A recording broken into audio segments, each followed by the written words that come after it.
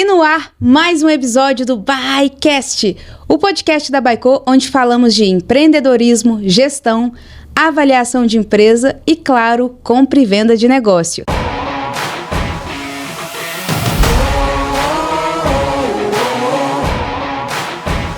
E o nosso convidado de hoje veio do mercado financeiro e está na inovação da construção civil e vai contar para a gente essa jornada incrível de desafios e oportunidades que ele viu. Seja muito bem-vindo ao BaiCast, Felipe. Obrigado, Fernanda. Uma honra tê-lo aqui, até tão novo, com uma jornada tão versátil, né? Saindo de um mercado ali extremamente corporate para um mercado de inovação, um mercado de educação e descoberta, falando aí da construção modular. Estamos ansiosos aí para ouvir. Vamos lá, então. Então, nos conte aí como surgiu, de onde então veio a sua origem de formação, a sua visão, né, como profissional há 15 anos atrás, o que você via para se tornar hoje aí uma empresa que está fazendo a diferença nessa visão do modular, numa verticalização, uma gestão bem moderna. Então, acho que o legal da história, né, da minha história, assim, que eu passei, é bem a história do cavalo passando, sabe? A gente tem que estar sempre atento às coisas que podem acontecer e no momento que você vê uma oportunidade, você pegar aquele cavalo e montar nele para seguir. Então, lá atrás, né, eu comecei fazendo direito. Então, assim, na universidade eu escolhi direito, mais pela conectividade que eu via ali das informações do direito, de como que os assuntos são tratados pelos advogados, mas muito sem saber como era o mercado, né? Que a gente nunca sabe quando você vai entrar numa faculdade o que você vai encontrar. Passei no vestibular e entrei na faculdade de Direito e sempre me encantei com o lado corporativo ali, societário, M&A, operações. E logo no início eu fiz alguns estágios, mas da área tributária e eu querendo pôr o pé nas operações e mercado de capitais. Querendo entender as finanças também. Já tinha uma visão de direito, de negociação boa, agora...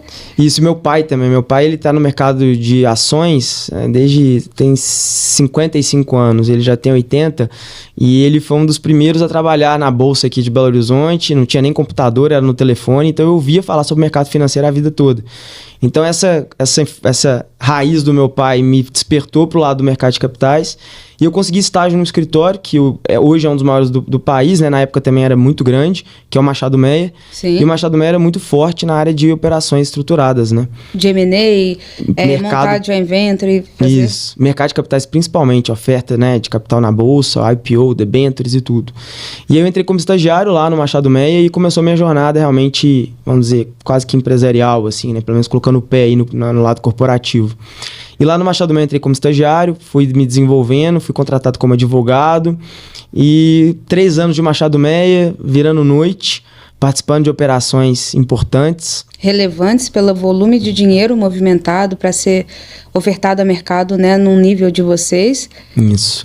E a gente chegou a participar eu cheguei a participar, né, como advogado lá, operações de $1 bilhão, emissão de bônus no exterior, ofertas de capital primeiro, né, a primeira oferta, o IPO, follow-ons, debêntures 476 da CVM, 400, do Diligence. Então eu vi esse mundo todo. E o que foi bom dessa trajetória que eu tiro hoje da minha vida como empreendedor? Eu vi a importância da organização das empresas para crescer.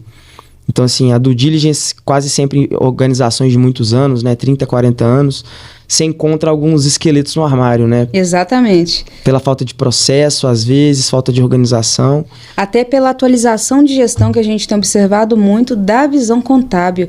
Às vezes tem algumas mudanças, algumas emendas que vão sendo atualizadas. Talvez aquele escritório tradicional que pegou a empresa na origem, que hoje já está faturando 200, 300 milhões, não consegue acompanhar e vão ficando ali resquícios, contas, né, que não existem. E para a gente que é desse mundo de M&A, que precisa entender com maior clareza e propriedade o que o ativo é, começam ali a ter outras áreas para a gente descobrir, como a diligência, né, como blindagem societária para mitigar erros, e é um universo ali por trás, né, os bastidores das empresas, que é onde que nós estamos. É isso mesmo, que às vezes tá aquela notícia lá, né, IPO na Bolsa de Valores, estreia na Bovespa, mas foi chão para passar e para chegar ali. Quanto tempo demora um IPO? Por exemplo, a empresa ela tem que ser auditada no mínimo 3 anos, né, tem algumas prerrogativas, mas quais são, assim, os checkpoints mais importantes para você estar adepto aí para o IPO? Então, por mais que é um assunto super tranquilo para mim, fazem 12 anos que eu não faço. Mas o que eu lembro, né, da estrutura do IPO, primeiro você tem que se listar na CVM e adequar as obrigações lá do novo mercado para você estar na Bovespa. Então você tem um passo a passo antes, que é estruturar do ponto de vista corporativo de governança, para quando você lançar a oferta, e aí tem as conversas com os bancos, os coordenadores, que vão lançar seu assunto com os investidores fora. Então são par e passos, né? Você vende a empresa, né, para os investidores antes de abrir o capital, porque já tem que ter alguém querendo fazer a compra das suas ações, e tem toda a preparação, porque a dinâmica corporativa muda totalmente. Então eu já ouvi IPOs que aconteceram em 10 meses, 1 ano, e já ouvi IPOs que tem empresa até hoje, que tem 10 anos, que espera a janela, a famosa janela, e não sai, né? Então, a ideia é fazer primeiro uma sondagem de mercado, entende a compulsão de compra para aquele setor, para aquela empresa como um todo. Se ela é bem quista, se ela tem ali investidores querendo trazer recursos, ela acelera a janela. É uma proporção de oferta-demanda mesmo? Espera a janela correta, né, que é o mercado em si, então ter um momento bom de bolsa de valores, e a empresa está preparada do ponto de vista organizacional, porque ela começa a ser cobrada por prestação de informações, formulário de referência, ITR. Então, assim, a dinâmica mudou totalmente. Mas a janela é muito importante, porque por mais que você tenha os investidores interessados, então conseguir os investidores que vão indicar, né, a intenção de comprar a ação, você tem que esperar o mercado estar positivo, senão lança o IPO e às vezes a cotação não vai ser a melhor, né? E aí nessa jornada de mercado de capitais, eu falei, não, muito ótimo, muito bacana, mas não estou no lugar certo. Eu queria empreender, sempre tive essa vontade. Você ficou 7, 8 anos no mercado financeiro, mercado de capitais como um todo. Comecei como estagiário, tem até que fazer as contas, mas comecei lá com 19 anos, 20 anos e fiquei até uns 24, 25, então foram 5 anos. Sim. Desde estágio até advogado. E super intenso, né? Porque... Super. Eu já trabalhei 36 horas seguidas. Eu já entrei no escritório segunda-feira, 7 da manhã, virei à noite, peguei um voo para o Rio de Janeiro para protocolar o IPO de uma empresa na CVM. Passei o dia no Rio e voltei 10 horas da noite. Então, foi 36 horas sem dormir, sem trocar de roupa. E, assim, uma forma de trabalhar bem punk. Então, assim, e como eu tive nesse outro lado, hoje como, né, gestor e líder da Opus, vou contar um pouquinho disso para você, eu já vejo as coisas de outra forma, sabe? Porque como a gente está dos dois lados da mesa, a gente consegue ter uma sensibilidade maior, né?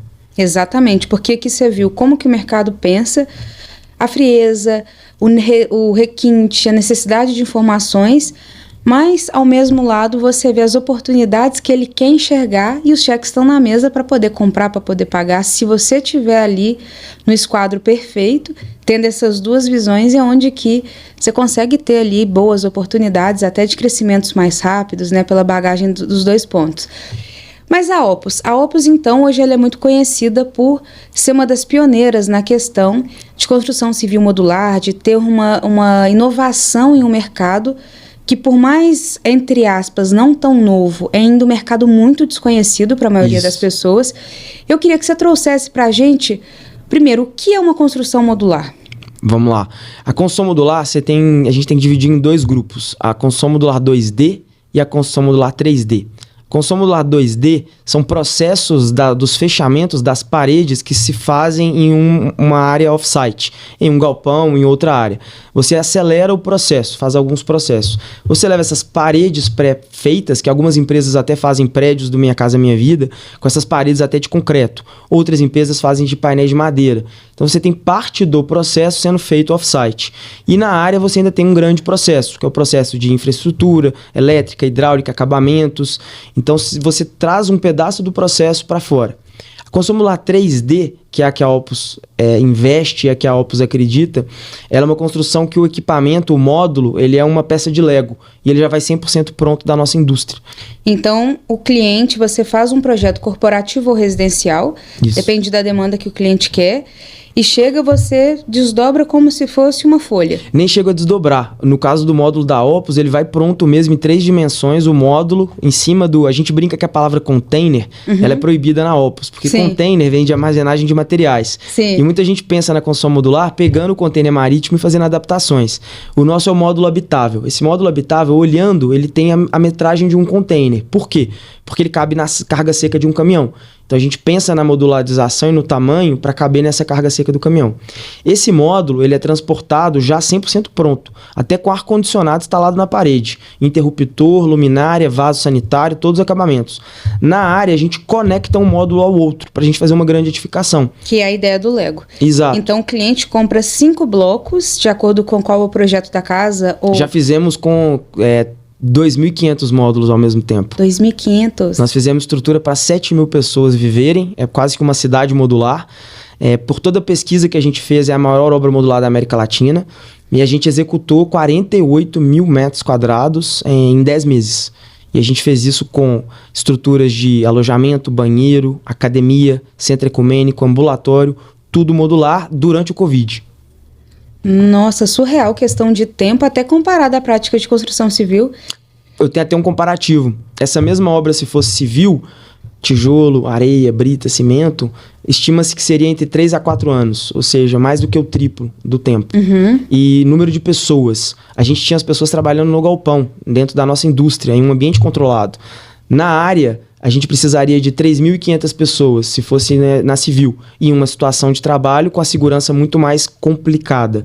O nosso caso eram 150 pessoas. Então você tem um galpão de produção, que Uma o projeto indústria. é aprovado pelo cliente. Você vai, monta o croquis, projeto aprovado, manda para o seu galpão de produção já deixar os módulos prontos, depois coloca no caminhão, vai em campo, instala, deixa a infra pronta. A infra do módulo está toda pronta. A infra elétrica e hidráulica já está embutida dentro do módulo. A única coisa que a gente tem que fazer é a infraestrutura do local, que é o terreno, né, regularização e um radia de concreto simples. E claro, tem que ter a infraestrutura de esgoto e de água do local. A gente acopla com os módulos, da porta para dentro está tudo resolvido. Só que a grande missão da Opus, que a gente vem transformando, e é o que a gente se destaca em comparação às outras empresas, a gente tem feito uma fusão da indústria automobilística com a construção. Então hoje a minha linha de produção, que ela está sendo implementada há 2 anos, e o play dela aconteceu em janeiro desse ano, ela é uma linha com robôs, com transportadores automáticos, com toda a metodologia da indústria 4.0. A gente trouxe o time da indústria automobilística que fazia carros para fazer prédios. Sensacional. Onde que veio essa ideia? Então você sai do mercado financeiro, um mercado de movimentação bilionária, tradicional, e aí você quer Onde eu vou parar lá, né? Mas esse meio aqui para escolher aonde ser empreendedor, qual foi assim a chamada que você teve? Eu já estava tinha o terceiro escritório de advocacia que eu tinha passado, a minha antiga chefe, ela sempre me levava pelos escritórios que ela passava. Passei por uma grande empresa de energia também, então assim, foi outra informação que eu agreguei.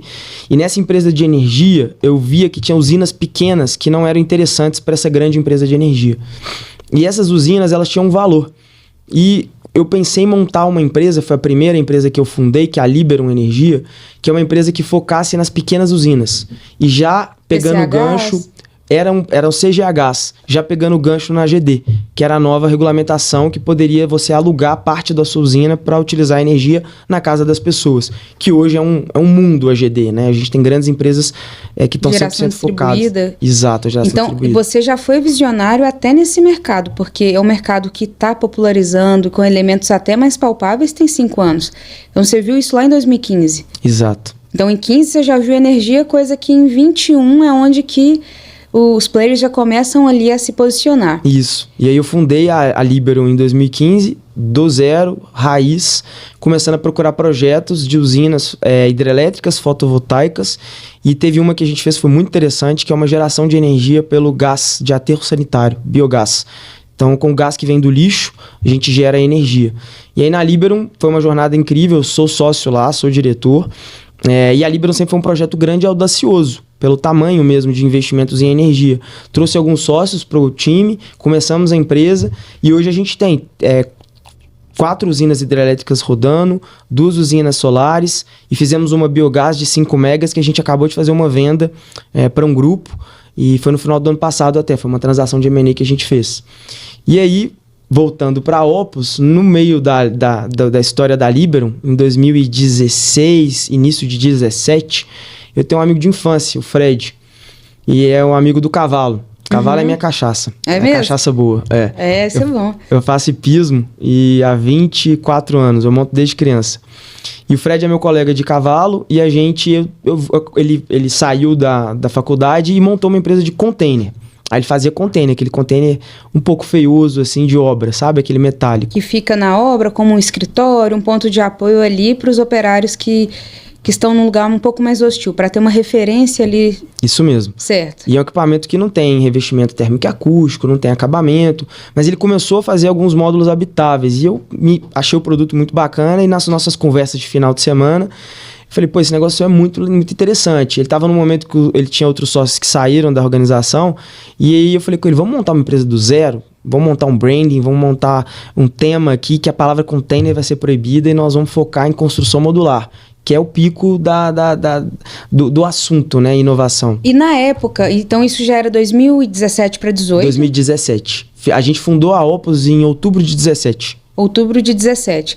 Então é algo inovador que você viu ali uma brecha de mercado, mas aí você vai procurar benchmarks no mundo, no mercado, porque até então era uma ideia muito boa, mas já existiam ali pessoas também pensando em algo mais eficiente para esses lugares, para essas cidades que precisam de respostas mais rápidas, ou até mesmo quem quer construir mais rápido casas de campos, etc. Boa pergunta. Existiam cases no mundo, principalmente na Europa, de empresas de construção modular. Então a gente se inspirou muito nessas empresas e nos Estados Unidos também. Então assim, o primeiro mundo já começava a se falar em construção modular. Principalmente na Suécia já tem uma pegada muito do modular. Tem escolas que ensinam, né, a construção modular. O próprio IKEA de lá, né? Então os caras são... É outro mundo, É outro mundo. E no Brasil a gente tinha a dor, mas aí que foi a pegada. Primeiro ponto é trazer o cliente para o centro. Então, você se torna uma empresa inovadora e uma empresa que o cliente te procura quando você resolve uma dor que ele nem sabia que ele tinha. Então, o que aconteceu? Quando a gente entrou nas empresas que a gente começou a atuar, e a Opus sempre trabalhou em terreno de cachorro grande, a gente trabalhou nas grandes corporações, as maiores mineradoras, empresas de petróleo, óleo e gás do país. A ideia do ICP, então, foi o corporativo no início? Isso, sempre foi. Até hoje é corporativo, a gente tem as estruturas de alojamento e nós temos uma casa que a gente brinca que é o óculos da Apple. Ele está em desenvolvimento, a gente já fez vários protótipos e na hora que a gente lançar vai ser um lançamento para impactar. Atender a pessoa física de forma mais rápida. A gente pensa via incorporadora, sabe, Rafaela? A gente pensa em via incorporadora, que é o cliente que a gente quer atender, mas fazendo volume. Então seria a casa unifamiliar, mas a gente venderia 30, 40, 50, 100 casas para a incorporadora fazer o desenvolvimento do landfill, né? Do terreno. Então ela tem um condomínio, ela coloca casas e já vende, ao invés de terreno, a casa de um sítio, uma coisa mais... Pronta. Isso. Sensacional. Então, assim... Então já nasce o ICP para ser corporate mesmo, e aí vocês já vão nas grandes para poder bagunçar a cabeça do gerente lá de obras, do gerente, o supply, e falar, como assim? Eu vou alugar um container, sendo que o meu budget aqui é para alugar casas em determinadas cidades. É isso. E o interessante, às vezes ele não tinha solução. Falando sem ser de alojamento, até escritório. Imagina, a empresa está ali esperando uma licença ambiental para iniciar um grande projeto. Uma empresa de papel e celulose. E aí, essa empresa ela precisa do licenciamento para começar a operar. Na hora que ela recebe a liberação, vou poder instalar aqui, né, minha indústria de celulose. Ela tem que correr contra o tempo. E tempo hoje é dinheiro. Então, o que essa empresa tem que fazer? Ela tem que pôr de pé uma estrutura para que as 3 mil, 4 mil, 5 mil, 6 mil, 7 mil pessoas trabalhem. Seja estrutura de alojamento ou estrutura de escritório. Então, como ela vai pensar? Ela não sabe que a Opus existe, ou que a empresa que consegue fazer isso nesse volume existe. Ela vai pensar, vou fazer canteiro de madeirite, que vai virar lixo depois? Sustentabilidade aí arrepia só de pensar. Ministério do Trabalho em cima, que é ambiente hostil. Insalubre, né? E quando a gente pensa em container, que é o produto almoxarifado, que é aquele container de marítimo, você não tem volume para fazer isso, você vai ter que fazer muitas adaptações. Então vem o produto modular, que ele entrega em 4 vezes mais rápido que a construção civil, ele é flexível, porque eu posso tanto vender e ter uma estrutura definitiva, que a gente fez venda de estruturas definitivas que vão ficar de eterno lá. Eu posso fazer uma solução flexível, que eu faço estrutura para 1.000 pessoas, no pico da mobilização eu aumento para 2.000. Se precisar reduzir, eu reduzo e levo os módulos embora, porque a Alpus faz os 2 fornecimentos. Eu tanto alugo a solução, quanto eu vendo. Então é muito flexível para o cliente. E a dor dele deixa de ser onde eu vou colocar as pessoas e quais estruturas administrativas eu vou fazer. Mas como e quando eu já faço essa entrega? E aí antecipa todo o projeto dele, que são um projeto de bilhões, antecipa esse prazo. Então a dor que ele nem sabia que existia, que ele imaginava que ele precisava, né, o head lá do supply, preciso de uma grande estrutura, preciso fazer uma construção civil. Não, posso ir na Opus, alugar uma estrutura, eles me entregam um projeto, eles fazem a mobilização, eles desmontam capex, depois. Não queimo tanto caixa para uma atividade que não é a minha atividade fim. E uma coisa que você fala, essas plantas industriais, elas são versáteis por origem. Então, se hoje eu estou lavrando aqui, daqui 5 anos, já exauri aquele pedaço. E para que eu construí um prédio, sendo que agora eu preciso avançar 10 quilômetros dentro da mina para buscar ali outro espaço de lavra, petróleo, né? Indústria como um todo. É isso mesmo. E isso é genial porque você traz uma solução rápida, uma solução que pode ser de investimento ou locação, que até o CFO vai ficar feliz, que ele fala, poxa, isso daqui... Como eu vou brincar com isso aqui, Isso né? daqui me dá uma recuperação do meu lucro real, de locação direta de custo, e começa-se a fazer uma gestão mais inteligente para essas grandes operações com uma solução que sai do mais do mesmo, né? Aquela coisa básica, feia, aquela coisa sem valor, começa a ser até um ganho e uma visão de valor trazida de forma diferente para a indústria. Tem uma pergunta, você falou de vida útil, né? Então, quando você adapta aqui um container, que ele pode ser... Módulo. Desculpa. Isso é todo dia na empresa. A gente fala, aí depois de uns 3 meses, módulo. Acabou. Então, criou-se um módulo habitacional ou de escritório de almoxerifado, e aí você falou que ele pode ser vendido. Qual que é o período aí de vida útil hoje que um módulo oferece para o mercado? Nós estamos falando de aço. Aço é eterno. E a gente está falando de uma pintura que é uma pintura automotiva. Então, mas galvaniza, pinta? Galvaniza, e a gente pinta. Hoje a gente tem uma cabine toda desenhada, feita dentro da nossa indústria, que a gente faz a pintura toda dentro da nossa estrutura. E o 100% do pó é reaproveitado, então não tem nem desperdício, nem do pó que cai depois da pintura. E é uma pintura que ela é igual automotiva. E o pó que cai você já joga de novo para a máquina processar e fazer tinta de novo. Exatamente. E aí hoje a gente tem até a pintura é feita por pistolas, e a gente já tem a previsão de instalar robôs de pintura também, igual numa indústria automobilística. E o ponto é, o aço, um carro, por que um carro ele para de funcionar? Porque o motor parou de funcionar. É mais parte mecânica, sim. E a carcaça? É. Né? Então tá lá a carcaça. Então assim, o módulo, a gente já desenvolve o equipamento pensando numa perpetuidade. Então é igual mesmo uma residência. Você tem uma casa que ela tá mais velha, você vai precisar pintar a parede, você vai precisar trocar um piso, mas a estrutura é aço. Então assim, ela é uma estrutura para a vida toda realmente. E esse é um ponto, então, que quando você fala até da compra ou da locação, a pessoa vê ali um payback, né? Ela está investindo em algo que vai ter um retorno por décadas, que ela vai poder ali ter aquele ativo para o deslocamento dela, da indústria dela, fazendo com que isso se torne realmente um projeto viável, né? E não um projeto de luxo, um projeto só rápido, mas sim algo mais prático em todos esses vieses, né, que a gente passou aqui. E o grande ponto é a flexibilidade da escolha. Quando alguém pensa em fazer um prédio, uma edificação, já dá uma tremedeira, né? Quando você pensar em projeto, desperdício de material, você pensar em risco que a gente tem, e nós vamos entrar num ponto aqui que para mim é o ponto-chave. Tem uma dor da construção civil que é a redução da mão de obra. Sim. O filho do mestre de obras, ele não quer trabalhar em obra mais. Sim. Ele está trabalhando Rappi, ele está trabalhando Uber. Como que vai ser no futuro o crescimento das empresas, né, das cidades, se a gente não tiver uma solução de construção que ela seja industrial? Então, isso é uma dor que ela está cada vez mais latente. As grandes construtoras, elas não estão numa sinuca de bico, porque elas precisam das pessoas para fazer as grandes obras e, obviamente, não vão acabar os grandes prédios, né, os arranha-céus. Não é esse o ponto. Mas você tem várias demandas que podem ser suprimidas por uma tecnologia.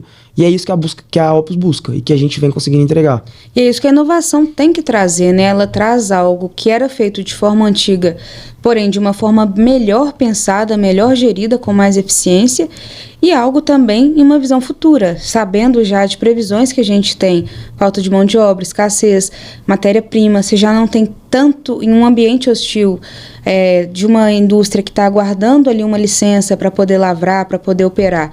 Às vezes não tem água, não tem luz, como que você vai construir ali uma edificação até que todo esse contexto seja feito, né? Então, vai sendo feito em paralelo ali todos esses arranjos dentro das indústrias. E esse ponto é importante, que a gente consegue já produzir antes de ter até o terreno liberado. Então, você antecipa o processo. Exato. Que você pode estar fazendo a terraplenagem e você já está produzindo a edificação dentro da indústria. Você tira o risco também do colaborador. Você está num ambiente controlado. Controlado, tem horário de tudo. É uma indústria que já foi feita para aquilo, do que o cara tá lá no meio do nada, tomando um sol na cabeça, chuva, tudo. E começa, então, a mostrar mais eficiência. Quais as objeções você teve quando foi mostrar isso para a grande indústria? Por exemplo, como que eu coloco um funcionário dentro do módulo? É até uma curiosidade. Quantas pessoas cabem dentro de um módulo habitacional? Então, respondendo a primeira parte, a gente tinha uma restrição pela falta de conhecimento. Então, no início, eu explicava, falava, o módulo ele vai com a hidráulica toda embutida já. Uhum. Os canos estão todos passados, a gente só conecta na água e no esgoto do local e tá tudo funcionando. O pessoal dos suprimentos, que eu sentava em grandes empresas, falava, não, mas peraí, você não tem que fazer nada no chão, cortar o concreto. Eu falei, não, vai pronto. Então é muito mais a cabeça, né, de catequizar, de mostrar que existe uma solução mais simples. Então o grande desafio foi romper uma barreira do hábito. Então assim, o hábito de fazer a construção do jeito antigo. Quando a gente rompe essa barreira, e nós rompemos em grandes corporações, a gente começa a receber projetos modulares. Então, antes a Opus recebia um projeto, a gente tinha que modularizar, porque ele vinha com a estrutura de uma construção civil. Hoje a gente já recebe do cliente modular, já com os módulos nossos encaixados e o tamanho do prédio do jeito que ele quer. Então, eu quero um prédio de 3 andares, aqui vão ser esses espaços abertos para escritório, aqui vai ser um refeitório, e isso agora ele já tem uma demanda nata, vem dele. Já vem com os módulos encaixadinhos, assim, formando o prédio já na base nossa. Então, assim, isso a gente também é uma educação que você vai fazendo com o mercado, e o próprio mercado vai entendendo e falando, nossa, facilita a minha vida de um nível. E mesmo se o cliente ainda está no estágio inicial de entender o que é a construção modular, a gente tem todo um time de hoje de 15 arquitetos, esse time, ele pega a informação, são 500 pessoas, em determinado local eles vão dormir, a gente já pega toda a normativa do trabalho, que você tem o número de vasos sanitários, chuveiros, espaçamento entre mesas, e faz esse layout já pronto, idealizado para aquela demanda. Então, se o cliente não quiser fazer o projeto, a gente faz todo o projeto por ele. Excepcional. E a segunda parte da pergunta? O habitacional, o módulo habitacional, né, do tamanho... São 15 metros quadrados. Sim. E aí vão caber, então, umas 5 pessoas? É, mais ou menos 4 pessoas muito confortáveis. Só que o grande ponto é você acopla um no outro e você faz o tamanho que você quiser. Então, um módulo individual, que pode ser um escritório para uma pequena empresa, ele trabalha 4 pessoas, dá para colocar 5 um pouco mais restringido, mas o ideal são 4 pessoas. E já tem o ar-condicionado instalado, a iluminação e tudo. E pensando até na qualidade de vida do empregado, porque eu sou natural de uma cidade mineradora e eu sei muito bem o que é isso, né? Hoje minha família tem muitos imóveis tradicionais alugados para firmas, aí enche de gente nesses locais, mas o cara tem que acordar às 5 horas da manhã para deslocar até a mina, para poder fazer tudo aquilo, uma jornada imensa de trabalho, para depois voltar, que as minas não são dentro das cidades, e é algo que a pessoa ali já tem um trabalho um pouco mais braçal, por ser esse perfil de indústria, né, que ela optou por trabalhar. Né? Vai estar realmente exposta a clima, né, exposta ali a muito barulho, e quando ela volta, você percebe que talvez seja até um elemento de poder vender isso para o colaborador. Tipo, você está aqui, você pega trabalho às 7, 6h30 você acorda, já está pronto, né, para pegar serviço, não precisa madrugar às 5 horas da manhã, igual tradicionalmente é feito. E a percepção, assim, de objeções do colaborador. Do colaborador, porque você falou que foram várias etapas, né, de construção. Primeiro, convencer o cara do supply. Isso mesmo. A mostrar para ele, tipo assim, não é bilhão que você precisa gastar, não precisa alocar, eu vou alongar isso em prazo para você através de locação. Aí você convence indústrias tradicionais que isso é seguro, que isso é feito de uma forma que vai ser até um conforto mais adequado, mas a gente agora tem o usuário, que o usuário também, né, como as empresas e como a sociedade, tem padrões às vezes fixos para determinados assuntos. Como que foi falar assim, cara, agora você vai dormir, você vai comer, módulo. Vai ficar aqui em um módulo?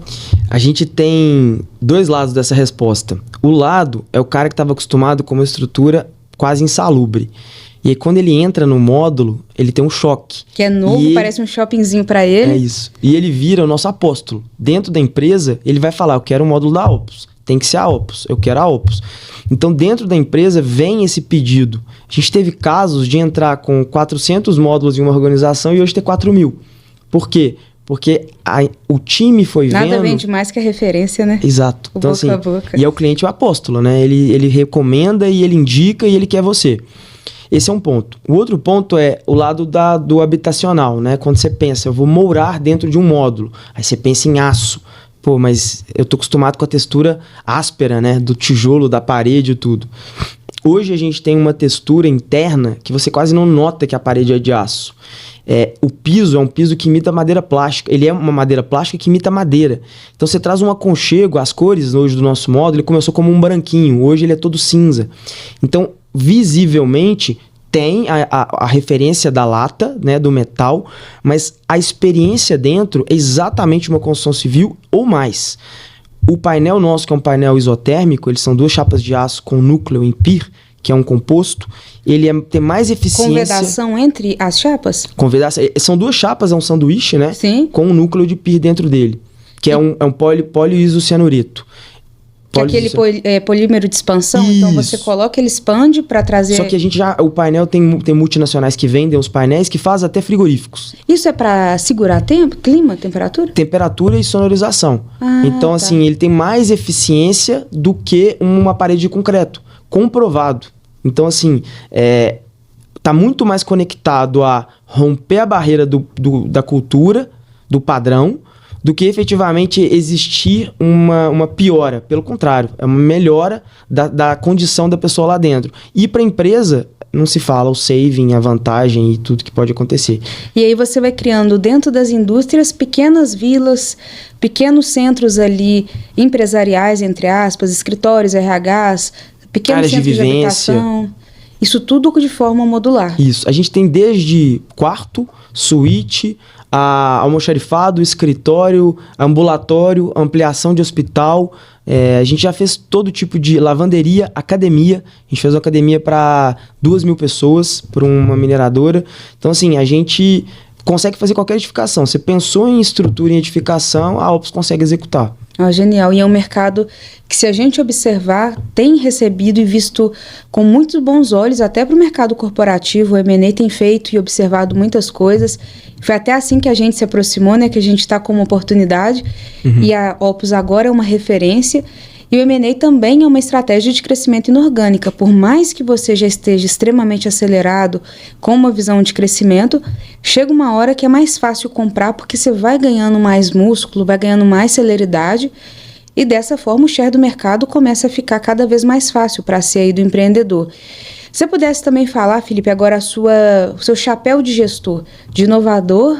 Sensacional. Obrigado. Sensacional. Agora, de gestor... Eu brinco que é igual falando de filho, né? Eu tenho 3 filhos. E a Opus é a 4ª, né? Então, assim, a gente fala, a gente fica até amanhã. Não, mas é incrível mesmo o trabalho que vocês estão fazendo. E até essa visão prematura que você teve de um mercado meio que óbvio hoje. Quando você fala, poxa, como que... Isso não foi pensado, né? É isso. Mas genial. Esse é extremamente visionário. Parabéns. Obrigado. Mas agora, como gestor, então a gente tem o M&A também como uma possibilidade desses crescimentos, né? Como você mesmo disse no início, a sua origem veio desse mercado jurídico, depois para essa visão mais de mercado de capitais, visão financeira, entendendo esse métier, e hoje você almeja fazer crescimentos através de compras de empresa ou criar a Opus para um tamanho que seja altamente relevante e pensa também em um movimento estratégico? A resposta é longa, né? Mas tentando começar, a gente sempre, como bons mineiros, a gente sempre olhou muito para o nosso terreiro, né? Então a gente sempre esteve preocupado em fazer os processos da forma correta, sistemas, time, pessoas. Eu digo que 95% do meu tempo é gasto com pessoas, porque sem um time você não chega a lugar nenhum. Nessa história, a gente tem hoje muita demanda interna de preparação, porque a gente tem só 6 anos. Eu brinco que a gente é como se fosse um adolescente que cresceu, as pernas são grandes, os braços, mas ainda não sabe se ficar em pé direito, né? Então, assim, a gente está com uma responsabilidade de uma grande corporação e criando os nossos processos. Eu vejo o assunto M&A igual quando eu disse da oportunidade. É o cavalo que passa. Então, assim, hoje a nossa estratégia primeira, né, primordial, não é inorgânica, mas a gente tem que estar sempre de olho no que está acontecendo. E esses olhos para o mercado que tornam a gente controladores do que está acontecendo. Então, a gente tem que ter na nossa mão o controle. Quem é o player? Quem é o concorrente? O que está acontecendo? Então, a gente está sempre de olho. Então, todas as oportunidades a gente conversa, a gente investiga. E se a gente vê que a sinergia vai acontecer, não só financeira, mas uma sinergia estrutural, a gente tem interesse em avançar. Hoje, para a gente é um tema bem fresco, que a gente está começando a falar. Eu digo que em 2023 quase não foi falado. Em 24 a gente está começando a falar isso, nós, os sócios, e começando a entender um pouco qual é o cenário do mercado, pensando em termos de crescimento inorgânico. Em termos de estratégia, né, de crescimento, a gente até hoje não recebeu nenhum aporte, foi tudo capital próprio, a gente é empreendedor raiz mesmo, fizemos pouco endividamento, a gente é pouco alavancado, temos muito espaço para crescer ainda com endividamento, o que nos dá muita segurança. Então a gente não precisa fazer uma transação para crescer. Mas se a gente achar que vai ter uma transação que possa ser interessante para elevar a gente de um patamar de média empresa para uma grande corporação, a gente vai fazer. E a sabedoria de ver o mercado americano, né? O mercado americano ele cresce na base do equity. Então o brasileiro está acostumado a fazer a dívida para crescer. E está tudo certo, não tem regra. Mas capitalismo dos Estados Unidos, a gente pode falar que ele deu bem certo, né? Exatamente, é uma aula que a gente tem que aprender diariamente. Estamos uns 30 anos atrasados do que eles estão fazendo. O equity para o PME agora que está sendo acessado. Então, são coisas que eles já fazem ali desde a década de 70, né? Isso aí. E mostra como que o ecossistema local começa a ficar mais forte, estadual, nacional, e aí sim a potência, com todo esse coletivo de pessoas pensando, de pessoas trabalhando para vender algo e criar uma geração de riqueza em lugares mais prósperos, transforma. E estamos no caminho certo, porém, num ritmo ainda que precisa ser mais falado para o empresário sobre esses temas. Mas sensacional. É isso mesmo. Felipe, antes da gente terminar, vou te chamar para um desafio que é o jogo rápido do Bycast. Ixi, não me preparei, hein? Mas aqui vai ser resposta simples mesmo. E aquilo então que você sentiu. Tá. Em uma palavra, como que você descreve a sua jornada empresária? Feliz. Feliz. Encontrado. Realizado. Nossa, cara. Uma palavra só é difícil. Realização, felicidade. Que bom, mesmo sabendo as dificuldades, é o seu lugar. Hoje eu me sinto muito confortável. É uma poltrona macia, confortável, de vista para o mar. E a gente tem que encarar que empreender é difícil, não é fácil, mas problemas tem em todos os lugares, né? E a gente tem que enfrentar os problemas, nós estamos aí para isso. Exatamente. Né? Vender soluções, essa é a vida do empresário, né? Isso. Empreender é? Se desafiar. Hoje, o maior desafio que você teve até agora na sua jornada empreendedora? Eu tenho 35 anos. Para a posição que eu estou, às vezes pode ser jovem. E a gente tem um time com gente muito capaz, com gente alto nível, né? E a sabedoria de trazer as pessoas certas para o time é que faz a empresa avançar. Mas a gente é exigido para estar na cadeira que a gente está. Ser dono não basta para ser legítimo para estar onde você está. Então o maior desafio para mim é eu estar sempre me desenvolvendo, eu estar sempre buscando conhecimento. Não é à toa, eu estou fazendo um curso de Harvard, do OPM. Fui ano passado, fui esse ano, vou ano que vem. São 3 anos para formar. E ficar lá um mês, no inverno, na neve, sem meus filhos, sem minha esposa, estudando mais de 40 casos, é a hora que você vê, eu preciso fazer alguma coisa para ser legítimo, para estar onde eu estou.